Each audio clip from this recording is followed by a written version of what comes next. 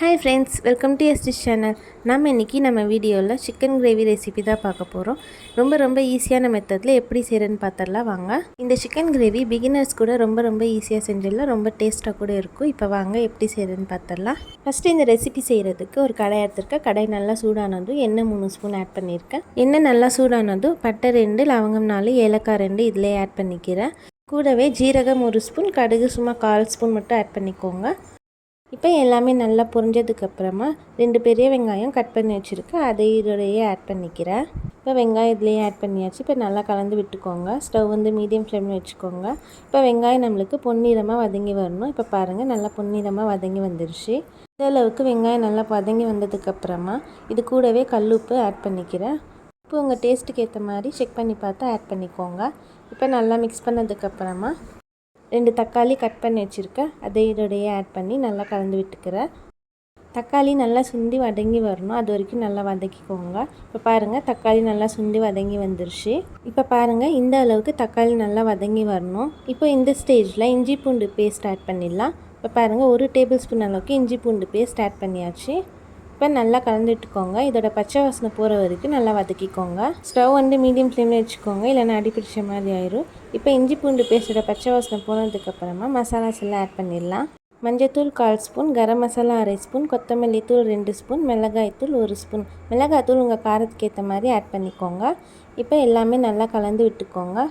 இந்த மசாலாஸோட பச்சை வாசனை போகிற வரைக்கும் 2 நிமிஷம் நல்லா வதக்கிக்கோங்க. இப்போ ஆட் பண்ணியிருக்க மசாலா எல்லாம் நல்லா கலந்ததுக்கப்புறமா 1 கிலோ அளவுக்கு சிக்கன் எடுத்திருக்கேன். ப்ராய்லர் சிக்கன் தான் எடுத்திருக்கேன். உப்பு மஞ்சத்தூள் போட்டு ஒரு 2-3 தடவை தண்ணி ஊற்றி நல்லா வாஷ் பண்ணிக்கோங்க. இப்போ க்ளீன் பண்ணி எடுத்து வச்சுருக்க சிக்கனை இதிலே ஆட் பண்ணிக்கலாம். இப்போ சிக்கன் எல்லாமே ஆட் பண்ணதுக்கப்புறமா ஸ்டவ் ஹை ஃப்ளேமில் வச்சுக்கோங்க. இப்போ ஒரு தடவை நல்லா மசாலாவோட கலந்து விட்டுக்கோங்க. இப்போ இந்த சிக்கனும் மசாலாவும் நல்லா கலந்து வரணும். இப்போ பாருங்கள், இந்த அளவுக்கு நல்லா கலந்து விட்டுக்கோங்க. இப்போ மசாலாவும் சிக்கனும் நல்லா கலந்ததுக்கப்புறமா 1 கிளாஸ் அளவுக்கு தண்ணி இதிலேயே ஆட் பண்ணிக்கிறேன். ரொம்ப தண்ணி ஆட் பண்ணிடாதீங்க, 1 கிளாஸ் அளவுக்கு கரெக்டாக இருக்கும். அந்த சிக்கன்லேயே தண்ணி விட்டு வரும். இப்போ தண்ணி ஆட் பண்ணதுக்கப்புறமா நல்லா கலந்து விட்டுட்டு க்ளோஸ் பண்ணி வச்சிடலாம். இப்போ ஸ்டவ் ஹை ஃப்ளேமில் வச்சுக்கோங்க. இப்போ ஒரு 10லேருந்து 20 நிமிஷம் நல்லா வேக வச்சு எடுத்துக்கோங்க. இப்போ பாருங்கள், நல்லா கொதிச்சிட்ருக்கு. இப்போ ஓப்பன் பண்ணி ஒரு தடவை கலந்து விட்டுக்கலாம். இன்னும் நம்மளுக்கு ஒரு 10 நிமிஷம் நல்லா குக் ஆகி வரணும். ஒரு தடவை கலந்து விட்டிங்கன்னா அடியில் அடி பிடிக்காமல் இருக்கும். இப்போ ஒரு தடவை நல்லா மிக்ஸ் பண்ணி விட்டுட்டு மறுபடியும் க்ளோஸ் பண்ணி வச்சிடலாம். ஒரு 10 நிமிஷம் அப்படியே இருக்கட்டும். அந்த தண்ணி நம்மளுக்கு சுண்டி வரணும். சிக்கனும் நல்லா வெந்து வரணும். இப்போ ஒரு 15 நிமிஷம் ஆயிடுச்சு. இப்போ ஓப்பன் பண்ணிடுறேன். இப்போ பாருங்கள், தண்ணி நல்லா சுண்டி வந்திருக்கு. சிக்கனும் நல்லா வெந்து வந்திருக்கு. இப்போ மெதுவாக ஒரு தடவை கலந்து விட்டுக்கிறேன். ஸ்டவ் இப்போ மீடியம் ஃப்ளேமில் வச்சுக்கோங்க. பாருங்கள், இந்த அளவுக்கு கிரேவி கன்சிஸ்டன்சி இருக்கணும். அப்போ தான் சூப்பராக இருக்கும். உங்களுக்கு கிரேவி இன்னும் திக்காக வேணும்னா இன்னும் கொஞ்சம் நேரம் கூட வதக்கிக்கலாம்.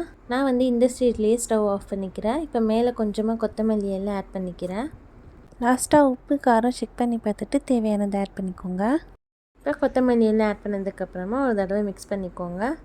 பாருங்கள், எவ்வளோ சுலபமாக சிக்கன் கிரேவி ரெடி பண்ணியாச்சு. இப்போ இந்த சிக்கன் கிரேவி ஒரு பவுலில் மாற்றிக்கிறேன். இந்த சிக்கன் கிரேவி இட்லி, தோசை, சப்பாத்தி, வெள்ளை சாதம் இல்லை பிரியாணி இது கூட எல்லாம் சைடிஷாக வச்சு சாப்பிட்லாம். சூப்பராக இருக்குங்க. ரொம்ப ஈஸியாக செய்யக்கூடிய சிக்கன் கிரேவி ரெசிபி. உங்களுக்கு பிடிச்சிருந்தா நீங்களும் இதே மாதிரி வீட்டில் ட்ரை பண்ணி பாருங்கள். சூப்பராக இருக்கும். உங்களுக்கு இந்த வீடியோ பிடிச்சிருந்தால் மறக்காமல் லைக் பண்ணிக்கோங்க. உங்கள் ஃப்ரெண்ட்ஸ் அண்ட் ஃபேமிலிக்கும் ஷேர் பண்ணுங்கள். அப்படியே சப்ஸ்கிரைபும் பண்ணிக்கோங்க. பக்கத்தில் இருக்க பெல் ஐக்கானே கிளிக் பண்ணிக்கோங்க. அப்போ தான் என்னோடய வீடியோஸ் உங்களுக்கு தொடர்ந்து வரும். தேங்க்யூ ஃபார் வாட்சிங் ஃப்ரெண்ட்ஸ்.